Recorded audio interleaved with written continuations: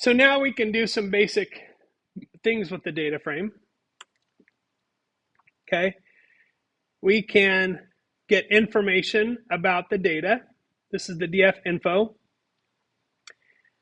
This is where we are describing the data. Remember the statistics. None of these is terribly useful to us, but there are the descriptive statistics. And then what we're finding out here is we want to know how many of each species name are there. So there's 50 of each for a total of 150 records in that data frame.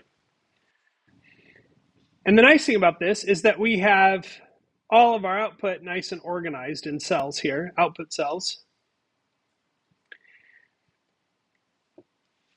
Now, from this, we are creating an X and a Y variable. And the reason that we do that is because from that, we are going to create training and test sets.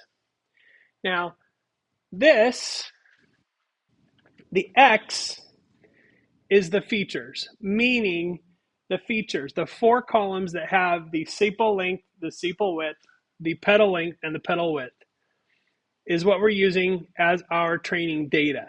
Our training target, in other words, what do we want to find out?